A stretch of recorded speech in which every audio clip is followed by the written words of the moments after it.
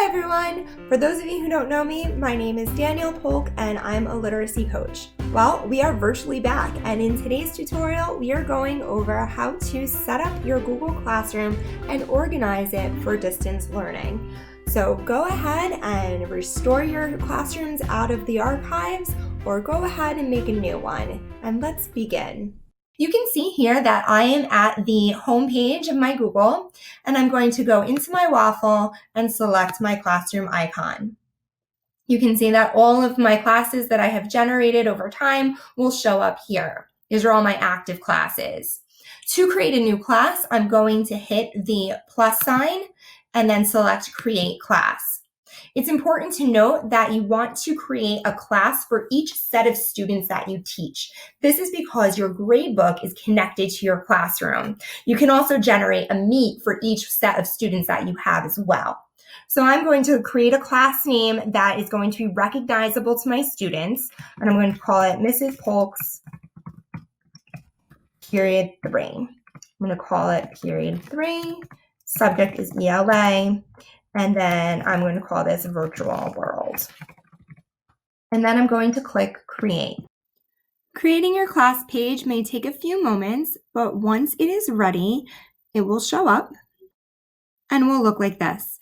You can see that your banner has your title, Mrs. Polk's Period 3, and your class code, which you can display and share with your students. And you also have the ability to generate a Meet link. We can select a theme and change up our banners. We have some pre-selected themes here.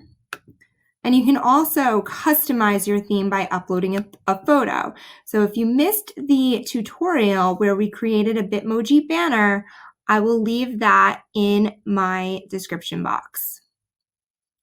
So we can have this, and we can open it up. And now we have our custom theme. We can also customize our settings for optimal use. We're going to take a look at our stream page. The stream is the first page that you see when you load your classroom. It contains everything that you post, including comments, resources, and assignments. Because of this, it can get a little cluttered. So we're going to go into our settings. We're going to click on the gear, and all of our class details will show up here. We're going to go look at our stream, and here we have an option for students to post and comment, for only comment, or only teachers can post and comment. We're going to allow our students to only comment. This will keep our stream purposeful. We don't really need to show the classwork on the stream, so we're going to hide the notifications. We don't need to show it because it has its own tab. And we don't want to show any deleted items or anything like that. So now we're going to hit save. Now when we post, the only thing that shows up on our stream is our announcements. Sometimes we want to allow our students to post and comment. Sometimes we want to see everything on our stream. But in a distance learning environment, we do want our students to comment on our posts for interactivity, but we still want to restrict everything that the stream has to offer. So let's take a look at our classwork page. This is where all of your classwork will be housed. You can create your assignments here, and you can create your topics. We're in a traditional environment where we would see our students all the time. We can normally organize our topics by genre, by unit, but this way, when we organize our topics by week, we can go in chronological order, and our students know to look at the date rather than going through different units or different topics. So I'm going to title this Week of 9/7, and then I'm going to hit add. Okay, so here we have our first topic, and we can also see it shows up on the side as well. I want to create several weeks in advance, just as much as you can stay ahead. So I'm also going to create a topic and call it Week of 9/14. So this way I can store my assignments here, and to keep it organized, I can move the week that we're working on up. and then save this for the bottom. You can also see this gray area that says students can only see topics with published posts. This means that once you create an assignment, students will not be able to see it until you click assign. So that's important to know as well. If we look at our settings, there are some features for our assignments. You can do your grade calculations so that when you organize your grade book, you can allow your students to see how your grading is done. We can hit weighted by category or by total points. I'm going to select weighted by category, and then I'm going to add my grade categories. Okay, I will consult my curriculum document to see the grade categories and their percentages. Once we have our classwork page set up, we're ready to create an assignment.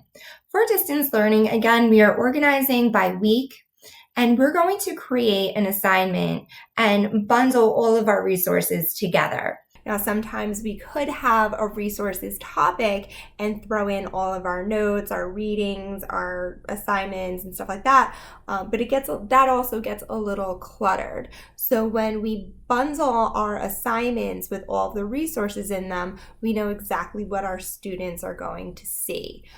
Of course, things happen and we're only human. You can always add more resources, but when we put our notes, our readings, and our assignments in one complete week, we have everything that our students will need to complete that task. To create an assignment, we're going to hit create assignment. We also have the option to load a quiz assignment. This will really just bring up a blank Google form. You can also pose a question or add a material. But let's just create an assignment for now. And when we do this, we're going to add all of the resources that we need. So for my first week of school, I'm going to title my first assignment, Summer Reading, Personal Response. Also a good idea to include very explicit instructions for each of your assignments. I know there's always going to be a question somewhere, but the more detail you can add to your instructions, the better. So now I'm going to add my files from my Google Drive. I'm going to click on the paperclip that says add and then select files from my Google Drive.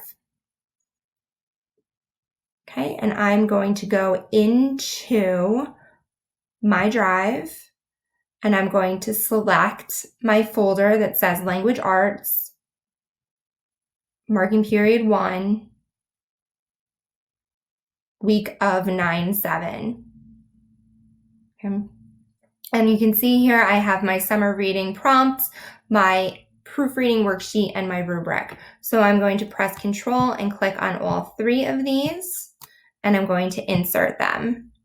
Okay, so now we have these options. I want my students to write their essays on the summer reading personal response sheet. So here I'm going to select Students Can View File. I am going to make a copy for each student so that everyone has their own file. For the writing checklist and the rubrics, I do not want them to edit, so I'm just going to leave those in view only. So I'm going to select my class. Because I have multiple classes doing the same assignment, I can select multiple classes. So I'm going to assign this to period 1, 2, and 3. And it will automatically default to all students when you're doing multiple classes. I'm going to select my point value as 100. My due date is going to be that Friday. So we're in the week of 9/7. It's going to be due on 9/11. You can pick a time if you want, and always choose your topic. Okay, there is another option to create rubrics, and we will follow up with that. When we are ready to go, we can click Assign. Okay, however, if I'm not ready, I can just simply X out of here, but my reading response is still located under week of 9/4 in draft form. So we can click on it, look at it, edit it as we need to, and then when we're ready to go, we can click Assign. Okay, once you assign it, students will see it in their streams immediately. However, since we decluttered our stream, they will see it in their classwork page. I'm going to click Cancel because I'm not ready yet. Now that we have our stream set up and our classwork organized, we're ready to assign or invite some students. So we're going to click on the People tab, and we can see here that we have our options for our teachers and for our students. Keep in mind that we are in our period 3 class, so make sure that you have the right class list for your Google Classroom. If you have a co-teacher, you can invite them by clicking on the People sign and then just type in their email addresses, and you can invite them that way. Any teacher you invite will have the ability to post to your classroom. They can look at your assignments, they can edit them, and they can see your grade book. And they can see the students' individual grades as well. Once you're ready to add your students, you're going to click on this plus sign here that says Invite Students. You can invite your students via a class email by copying this link and pasting it, or you can simply type in each email individually. So you can type in your first student and then press invite. If you know all of their names, you can keep on doing that. And then you can mass invite your students this way. So either way will really work. Once you click them and you press invite, they will receive an email and they will automatically join your class. I hope this helps. If you have any additional questions about anything that you saw today, or if you would like to see anything demonstrated, please leave me a comment or leave me an email to dpolk@carneyschools.com, and we will see you next time.